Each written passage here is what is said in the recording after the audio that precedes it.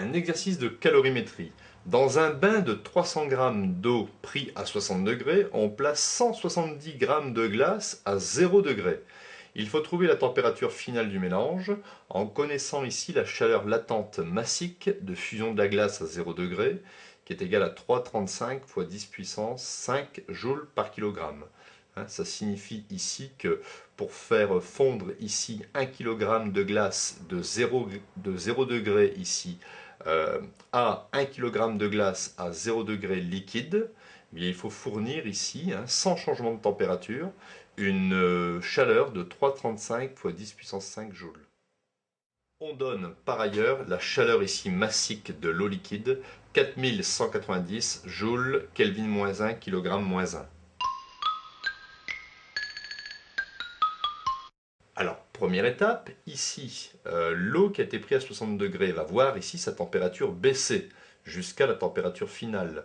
Donc, on considère ici que le corps chaud, ce sont ici les 300 g d'eau à 60 degrés.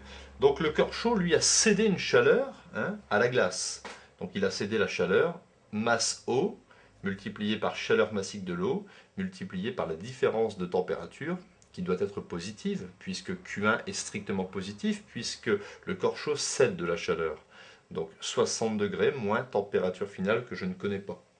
On obtient Q1 est égal à 0,3 fois 4190 multiplié par 60 moins TF.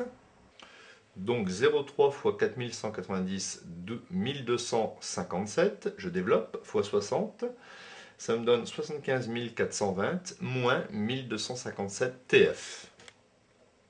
Donc nous allons faire passer ici 170 g de glace à 0 degré à 170 g d'eau à une température, donc d'eau liquide à une température supérieure à 0 degré. Donc il faut déjà apporter pour faire fondre ici cette glace à 0 degré en eau liquide à 0 degré.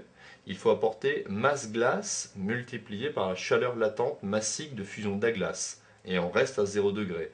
Et ensuite, une fois qu'on a 170 g d'eau à 0 degré, on va amener ces 170 g d'eau à 0 degré à 170 g d'eau à la température finale. Donc ici, pour amener de 0 degré à température finale les 170 g d'eau, il faut apporter une chaleur, masse glace ou masse d'eau, multipliée par chaleur massique de l'eau, puisque maintenant c'est de l'eau liquide, température finale, moins 0. Ainsi, ce qu'on dit, c'est que la quantité de chaleur donnée par le corps chaud est égale à la quantité de chaleur reçue par le corps froid. Il y a une égalité parfaite. Donc ici, je fais ici l'application numérique. Donc la glace a reçu ici une quantité de chaleur Q2 de 56 950 plus 712,3 température finale. Donc maintenant je vais écrire que Q1 égale Q2.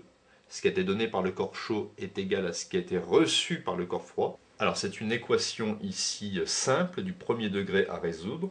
Je vais ici transposer moins 1257 TF à droite et 56 950 à gauche. J'obtiens ici en regroupant 1969,3 TF est égal à 18 470 et en divisant, j'obtiens une température finale de 18 470 divisé par 1969,3, ce qui me donne à peu près 9,4 degrés.